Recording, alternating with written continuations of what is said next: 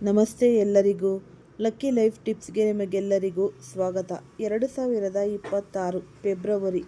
ಮಕರ ರಾಶಿಯವರೇ, ನನ್ನ ಆತ್ಮೀಯ ಮಕರ ರಾಶಿಯವರೇ, ಈ ಬ್ರಹ್ಮಾಂಡದ ಶಕ್ತಿಗಳು ಮಕರ ರಾಶಿಯವರ ಜೀವನದಲ್ಲಿ ಒಂದು ದೊಡ್ಡ ಬದಲಾವಣೆಯ ಮುನ್ಸೂಚನೆಯನ್ನು ನೀಡುತ್ತಿವೆ.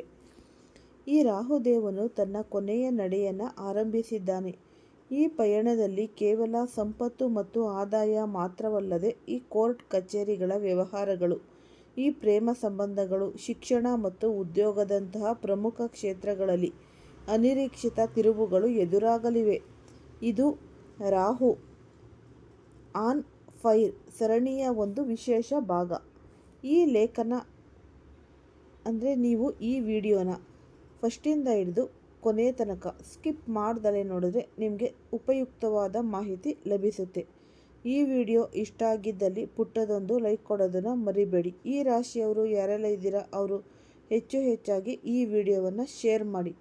ಓಂ ಶ್ರೀ ಶನೀಶ್ವರಾಯ ನಮಃ ಅಂತ ಕಮೆಂಟ್ ಬಾಕ್ಸ್ನಲ್ಲಿ ಕಮೆಂಟನ್ನು ಹಾಕಿ. ಇಲ್ಲಾಂದರೆ ನಿಮ್ಮ ಮನೆ ದೇವರು, ನಿಮ್ಮ ಕುಲದೇವರ ಹೆಸರನ್ನು ಈ ಕಮೆಂಟ್ ಬಾಕ್ಸ್ನಲ್ಲಿ ಹಾಕಿ. ಪ್ರಸ್ತುತ ರಾಹು ಮಹಾರಾಜನು ನಿಮ್ಮ ರಾಶಿಯಿಂದ 2ನೇ ಮನೆಯಾದ ಕುಂಭರಾಶಿಯಲ್ಲಿ ಸಂಚರಿಸುತ್ತಿದ್ದಾನೆ. ಅದರಲ್ಲೂ ಈ ಒಂದು ಶಶಿಕಾ ನಕ್ಷತ್ರದ 3ನೇ ಚರಣದಲ್ಲಿ ಅವನ ಚಲನೆ ಇದೆ.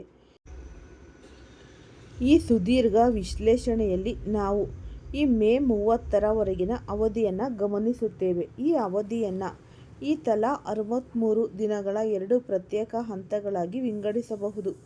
ರಾಹು 2ನೇ ಮನೆಯಲ್ಲಿ ಇದ್ದರೂ ಕೇವಲ ನಕ್ಷತ್ರದ ಚರಣ ಬದಲಾವಣೆಯಿಂದ ನಿಮ್ಮ ಜೀವನದಲ್ಲಿ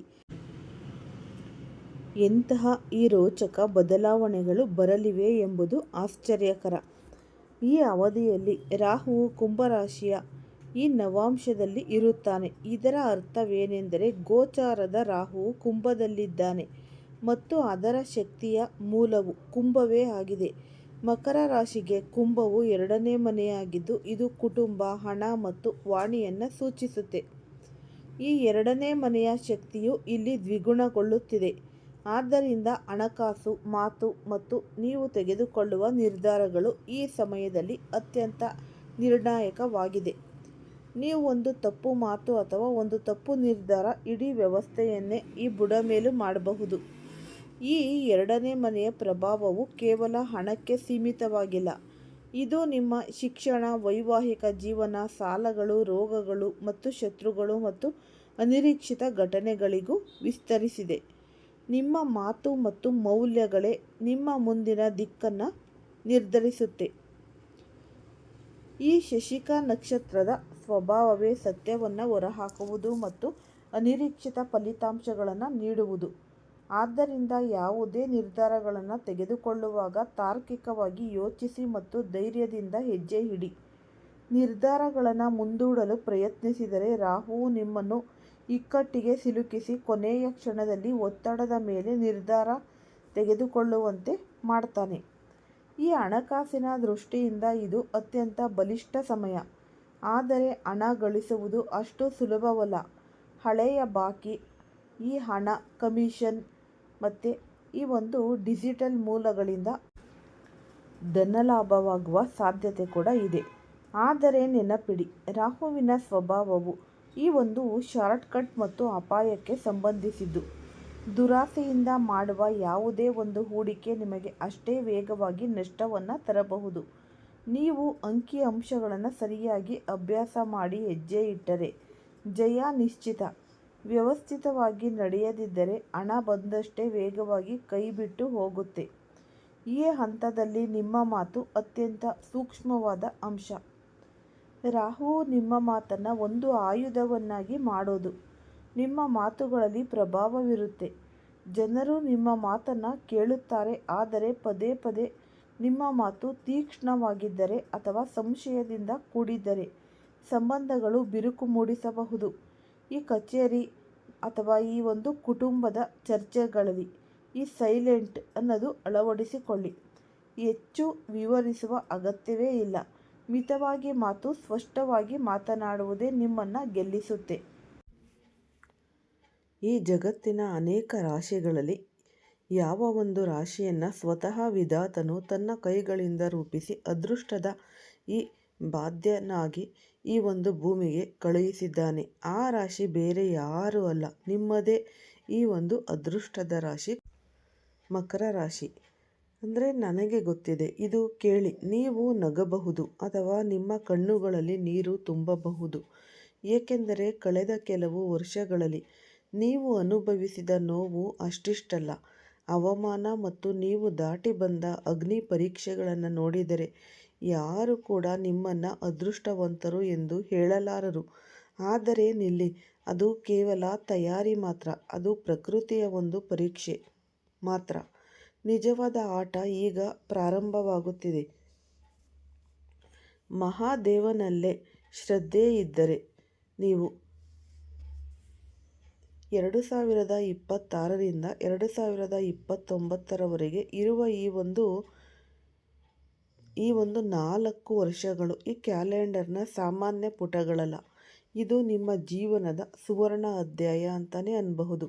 ಮುಂದಿನ ಪೀಳಿಗೆಗಳು ಅಂದರೆ ಉದಾಹರಣೆಗಾಗಿ ನೆನಪಿಟ್ಟುಕೊಳ್ಳುವ ಕಾಲ. ನೀವು ಈ ಮಕರ ರಾಶಿಯವರು ಆಗಿದ್ದರೆ ಈ ವಿಡಿಯೋವನ್ನು ನೀವು ಪೂರ್ತಿಯಾಗಿ ವೀಕ್ಷಿಸ್ತೀರಾ, ಸ್ಕಿಪ್ ಮಾಡ್ದಲೇ. ಇಲ್ಲವಾದರೆ ಜೀವನ ಪೂರ್ತಿ ಪಶ್ಚಾತ್ತಾಪವಾಗುತ್ತೆ.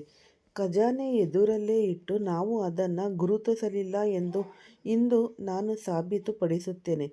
ಈ ಮಕರ ರಾಶಿಯೇ ಜಗತ್ತಿನ ಅತ್ಯಂತ ಭಾಗ್ಯಶಾಲಿ ರಾಶಿ. ಏಕೆಂದರೆ ಇದು ಈ ಸ್ವಾಮಿ ಸಮರ್ಥ ನಿಮ್ಮೆಲ್ಲವನ್ನ ನಿಮ್ಮ ಅತ್ಯಂತ ಮಕರ ರಾಶಿಯ ಆ ಮಹಾಪರಿವರ್ತನೆಯ ಬಗ್ಗೆ ನಾವು ನೋಡ್ತಾ ಹೋಗೋಣ. ಅದು ಹೇಗೆ ಆರಂಭವಾಗಲು ಈಗ ಅಂದರೆ ಕೆಲವೇ ಕ್ಷಣಗಳು ಬಾಕಿ. ಪ್ರಧಾನ ರಾಶಿ ಅಂತಲೇ ಅನ್ನಬಹುದು. ನೀವು ಬಹಳನೇ ಈ ಸಹನೆ ತೋರಿದ್ದೀರಿ, ಬಹಳ ಕಣ್ಣೀರು ಸುರಿಸಿದ್ದೀರಿ. ಆದರೆ ಹೇಳ್ತಾರೆ ಅಲ್ಲವೇ, ಈಶ್ವರ ಪರೀಕ್ಷಿಸುವುದು ಅತ್ಯುತ್ತಮ ಆಟಗಾರನನ್ನೇ. ಹಾಗಾಗಿ ಈ 2026ರಿಂದ 2029ರವರೆಗೆ ಪೂರ್ಣ ಈ ರೇಖೆಯನ್ನು ವಿವರಿಸಬಹುದು. ಈ ಒಂದು 4 ವರ್ಷಗಳು ಹೇಗೆ ನಿಮ್ಮ ಜೀವನಕ್ಕೆ ರಾಜಯೋಗ, ಧನಯೋಗ, ನೀವು ನಿಜವಾಗಿ ಅರ್ಹರಾಗಿರುವ ಎಲ್ಲವನ್ನ ತರುತ್ತೆ. ನೀವು ಸಿದ್ಧರಿದ್ದೀರಾ ನಿಮ್ಮ ಅದೃಷ್ಟದ ಪುಸ್ತಕವನ್ನು ಮತ್ತೊಮ್ಮೆ ಬರೆಯಲು? ಹಾಗಾದರೆ ಈ ಒಂದು ಐತಿಹಾಸಿಕ ಪ್ರಯಾಣವನ್ನು ಆರಂಭಿಸೋಣ. ಅದೃಷ್ಟದ ಒಂದು ಪಲ್ಟಿ ಮತ್ತು ಈ ಶನಿದೇವರ ಒಂದು ಕೃಪೆ. ನನ್ನ ಆತ್ಮೀಯರೇ, ಮಕರ ರಾಶಿಯವರೇ, ಮೊದಲು ನೀವು ಈ ಒಂದು ವಿಷಯವನ್ನು ಅರ್ಥ ಮಾಡಿಕೊಳ್ಬೇಕು. ನಾನು ಏಕೆ ಹೇಳುತ್ತಿದ್ದೇನೆ ಈ ಮಕರವೇ ಜಗತ್ತಿನ ಅತ್ಯಂತ ಲಕ್ಕಿ ರಾಶಿ ಎಂದು? ಬಹುಶಃ ನೀವು ಒಪ್ಪದೇ ಇರಬಹುದು. ಏಕೆಂದರೆ ಇತ್ತೀಚಿನ ವರ್ಷಗಳಲ್ಲಿ ಶನಿಯ ಈ ಒಂದು ಸಾಡೆ-ಸಾತಿ ನಿಮಗೆ ಅಪಾರ ಕಷ್ಟ ಕೊಟ್ಟಿದೆ. ಆದರೆ ಈ ಜ್ಯೋತಿಷ್ಯ ಶಾಸ್ತ್ರದ ಒಂದು ಅಚಲ ನಿಯಮ ಇದೆ. ಯಾವ ಗ್ರಹ ಹೆಚ್ಚು ಕಷ್ಟಪಡುತ್ತದೆಯೋ ಅದೇ ಗ್ರಹ ಸಂತೋಷಗೊಂಡಾಗ 1000 ಪಟ್ಟು ಹೆಚ್ಚು ಸುಖ ಅನ್ನೋದು ಕೊಡುತ್ತೆ. ಹಾಗಾಗಿ ಮಕರ ರಾಶಿಯವರು ತುಂಬಾ ಈ ಕರ್ಮಫಲದಾತ ಶನಿದೇವರು ಯಾರಿಗೂ ನಿಮಗೆ ಈ ಸಾಲ ಅನ್ನೋದು ಉಳಿಸಿಕೊಳ್ಳಲ್ಲ. ಇಂದಿನ ಕಾಲದಲ್ಲಿ ಅವರು ನಿಮ್ಮ ಕೊಟ್ಟ ಒಂದು ಘರ್ಷಣೆ, ನೋವಿನ ಏಕೈಕ ಉದ್ದೇಶ ಏನು ಗೊತ್ತಾ? ನಿಮ್ಮನ್ನು ವಜ್ರವಾಗಿಸಲು. ಕಲ್ಲಿದ್ದಲಿನ ಒಂದು ತುಂಡು ಅಪಾರ ಒತ್ತಡ ಮತ್ತು ಉಷ್ಣತೆಯನ್ನು ಸಹಿಸದೆ ವಜ್ರವಾಗುತ್ತೆ. ನೀವೀಗ ವಜ್ರವಾಗಿದ್ದೀರಿ. ನಿಮ್ಮ ಹೊಳಪು ಈಗ ಜಗತ್ತು ನೋಡಲಿದೆ. ಹಾಗಾಗಿ ಈ ಒಂದು ಕಾಲಘಟ್ಟದಲ್ಲಿ ಈ ಗುರು, ಶನಿ, ರಾಹು, ಕೇತು ಎಲ್ಲರೂ ಸೇರಿ ನಿಮಗಾಗಿ ಒಂದು ಸಿಂಹಾಸನವನ್ನು ಸಿದ್ಧಪಡಿಸಿದ್ದಾರೆ. ಅದರಲ್ಲಿ ಕುಳಿತು ನೀವು ರಾಜ್ಯ ಮಾಡುವಿರಿ. ಈ ವರ್ಷ ಅಂದರೆ ಮಹಾನ್ ಜಾಗೃತಿಯಿಂದ ವಿಳಂಬ ಮಾಡದೆ ಈ 4 ವರ್ಷಗಳು ಇತಿಹಾಸವಾಗುವುದಕ್ಕೆ ಕಾರಣವೇನು ಎಂಬುದನ್ನು ನೋಡಬಹುದು. ನಿಮ್ಮ ಉದಯದ ವರ್ಷ. ಇದನ್ನು ನಾವು ಈ ಒಂದು ಗ್ರೇಟ್ ಅವೇಕೆನಿಂಗ್, ಮಹಾನ್ ಜಾಗೃತಿ ಎಂದು ಕರಿತೀವಿ. 2026ರ ಆರಂಭದೊಂದಿಗೆ ನೀವು ಅನುಭವಿಸುವಿರಿ. ನಿಮ್ಮ ಜೀವನದ ಕತ್ತಲೆ ಮೋಡಗಳು ನಿಧಾನವಾಗಿ ಕರಗತೊಡಗುತ್ತೆ. ಈ ಕಳೆದ ಅನೇಕ ವರ್ಷಗಳಿಂದ ನಿಮ್ಮ ಮನಸ್ಸಿನ ಮೇಲೆ ಇದ್ದ ಭಾರ, ಈ ಒಂದು ನೈರಾಶ್ಯ, ನಾಳೆ ಏನಾಗುತ್ತೋ ಎಂಬ ಭಯ, ಆಮೇಲೆ ಏನಾಗುತ್ತೋ ಅನ್ನೋದು ಒಂದು ಭಯ, ಈ ಸಂಪೂರ್ಣವಾಗಿ ಅಳಿದು ಹೋಗುತ್ತೆ. ಈ ಜ್ಯೋತಿಷ್ಯ ಲೆಕ್ಕಾಚಾರಗಳ ಪ್ರಕಾರ ಈ ವರ್ಷ ಶನಿ ದೇವರು ನಿಮಗೆ ನೀವು ಬಹುಕಾಲದಿಂದ ಆತೊರೆಯುತ್ತಿದ್ದ ಮಾನಸಿಕ ಒಂದು ಶಾಂತಿಯನ್ನು ನೀಡುತ್ತೆ. ನಿಮ್ಮ ಹಳೆಯ ಸಾಲಗಳಿಂದ ಮುಕ್ತಿಯಾಗುವ ದಿಕ್ಕಿನಲ್ಲಿ ನೀವು ಮಾಡುವ ಮೊದಲು ಮತ್ತು ಅತ್ಯಂತ ಬಲವಾದ ಹೆಜ್ಜೆ. ನೀವು ದೀರ್ಘಕಾಲದಿಂದ ಯಾವುದೇ ಕಾಯಿಲೆಯೊಂದಿಗೆ ಹೋರಾಡುತ್ತಿದ್ದರೆ ಅದರಿಂದ ಶಾಶ್ವತ ಮುಕ್ತಿ ದೊರೆಯಲಿದೆ. ಈ ವರ್ಷ ನಿಮಗೆ ಒಂದು ಸಂಗತಿಯನ್ನು ಉಚಿತವಾಗಿ ಅರಿವಿಗೆ ಬರುತ್ತೆ. ನೀವು ದುರ್ದೈವಿ ಅಲ್ಲ, ನೀವು ಒಬ್ಬ ಯೋಧರು.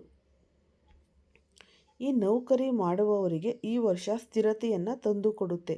ಇಲ್ಲಿಯವರೆಗೂ ಒಂದೇ ಕಂಪನಿಯಿಂದ ಮತ್ತೊಂದು ಕಂಪನಿಗೆ ಅಲೆದಾಡುತ್ತಿದ್ದವರು 2026ರಲ್ಲಿ ಅಂತಹ ಒಂದು ಸ್ಥಾನವನ್ನು ಪಡೆಯುತ್ತಾರೆ. ಅಲ್ಲಿ ಅವರು ಬೆವರುಗಳು ಗಟ್ಟಿಯಾಗಿ ನೆಲೆಗೆ ಅಂಟಿಕೊಳ್ಳುವಂತೆ, ಅಂದರೆ ನೀವು ನಿಮ್ಮ ಪಾಯವನ್ನು ಬಲಪಡಿಸುತ್ತೀರಿ. ಈ ಮುಂದಿನ ವರ್ಷಗಳಲ್ಲಿ ಈ ಮಹಾಲು ನಿರ್ಮಾಣವಾಗುತ್ತೆ. ವರ್ಷ ಅಂದರೆ 2027 ಸ್ವರ್ಣ ವರ್ಷ, ಈ ಗೋಲ್ಡನ್ ಇಯರ್ ಅಂತಲೇ ಅನ್ನಬಹುದು. ಈ ಮಕರ ರಾಶಿಯ ಇತಿಹಾಸದಲ್ಲೇ ಸ್ವರ್ಣ ಅಥವಾ ಈ ಒಂದು ಗೋಲ್ಡನ್ ಇಯರ್ ಎಂದು ಕರೆಯಲ್ಪಡುವ ವರ್ಷ. ನೀವು ಈ ಪಾಯವನ್ನು ಹಾಕಿದ್ದರೆ 2027ರಲ್ಲಿ ಅದರ ಮೇಲೆ ಹಣದ ಮಳೆ ಅನ್ನೋದು ಸುರಿಯುತ್ತೆ. ಹೌದು, ಇದು ಸಂಪೂರ್ಣ ಜವಾಬ್ದಾರಿಯಿಂದ ಹೇಳುತ್ತಿದ್ದೇನೆ. ಈ ಧನಭಾವ ಮತ್ತು ಲಾಭಭಾವದಲ್ಲಿ ಗ್ರಹಗಳ ಅಷ್ಟು ಅದ್ಭುತ ಸಂಯೋಗ ರೂಪುಗೊಳ್ಳುತ್ತಿದೆ. ನೀವು ಯಾವ ಮಣ್ಣಿಗೆ ಕೈ ಹಾಕಿದರೂ ಅದು ಬಂಗಾರವಾಗುತ್ತೆ. ಇದು ಆರ್ಥಿಕ ಸ್ಫೋಟದ ವರ್ಷ. ನೀವು ಜೀವನದಲ್ಲಿ ಎಂದಿಗೂ ಈ ಒಂದೇ ಸಮಯದಲ್ಲಿ ಇಷ್ಟು ಹಣವನ್ನು ನೋಡಿರಲಿಲ್ಲ. ಅಷ್ಟು ಹಣವನ್ನು ನೀವು 2027ರಲ್ಲಿ ನೋಡುತ್ತೀರಿ. ಈ ಒಂದು ಹಣ ಯಾವುದೇ ತಪ್ಪು ಮಾರ್ಗದಿಂದ ಅಲ್ಲ, ನಿಮ್ಮ ಈ ಒಂದು ಕಠಿಣ ಪರಿಶ್ರಮದಿಂದ, ನಿಮ್ಮ ಬುದ್ಧಿವಂತಿಕೆಯಿಂದ ಮತ್ತು ನಿಮ್ಮ ಹಳೆಯ ಹೂಡಿಕೆಗಳಿಂದ ಬರುತ್ತೆ. ಈ ಬಹು ವರ್ಷಗಳಿಂದ ನಿಂತು ಹೋಗಿದ್ದ ವ್ಯಾಪಾರ ಈ ವರ್ಷ ತುಂಬ ಏರುಗಡಿಯನ್ನು ಪಡೆಯುತ್ತೆ. ಈ ಮಕರ ರಾಶಿಯವರು ಸ್ವಂತ ಮನೆ ಖರೀದಿಸುತ್ತಾರೆ. ಅದು ಸಣ್ಣ ಮನೆ ಅಲ್ಲ, ನೀವು ಬಾಲ್ಯದಿಂದ ಕನಸು ಕಂಡಿದ್ದ ಒಂದು ಮನೆಯಾಗಿರುತ್ತೆ. ಈ ಗಾಡಿಗಳ ಸುಖ, ಸೇವಕರ ಸುಖ, ಒಬ್ಬ ರಾಜನಿಗೆ ದೊರಕುವ ಎಲ್ಲ ಭೌತಿಕ ಸೌಕರ್ಯಗಳು ನಿಮಗೆ ದೊರಕುತ್ತವೆ. ನಿಮ್ಮ ಒಂದು ಬ್ಯಾಂಕ್ ಬ್ಯಾಲೆನ್ಸ್ನಲ್ಲಿ ಇಲ್ಲಿಯವರೆಗೆ ಕಡಿಮೆ ಇದ್ದ ಶೂನ್ಯಗಳು ಈ ವರ್ಷ ಹೆಚ್ಚುತ್ತಾ ಹೋಗುತ್ತೆ.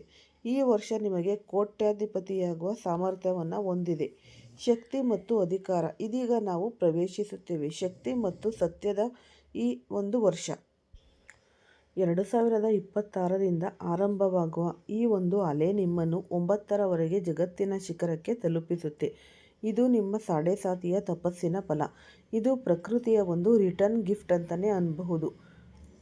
ಈ ಅವಕಾಶ ಅನ್ನೋದು ಸಿಗುತ್ತೆ, ಆದರೆ ನಡೆಯಬೇಕು. ನೀವು ಅಹಂಕಾರವನ್ನು ದೂರವಿಡಿ, ಬಡವರಿಗೆ, ಕಾರ್ಮಿಕರಿಗೆ ಸಹಾಯವನ್ನು ಮಾಡಿ. ಮತ್ತು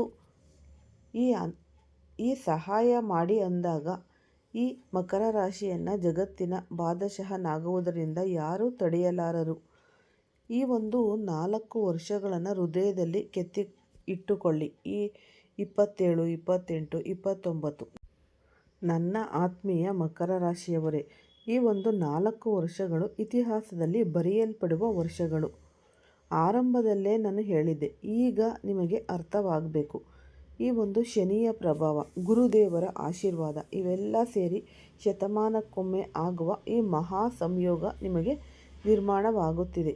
ನೀವು ಅದೃಷ್ಟವಂತರು ಈ ಕಾಲದಲ್ಲಿ ಈ ಭೂಮಿಯಲ್ಲಿ ಇರುವುದಕ್ಕೆ. ಆದರೆ ನೆನಪಿಡಿ, ಈ ಸಮಯ ಲಕ್ಕಿ ಇದ್ದರೂ ಅತಿ ಹೆಚ್ಚು ಫಲವನ್ನು ನೀಡುತ್ತೆ ನಿಮಗೆ.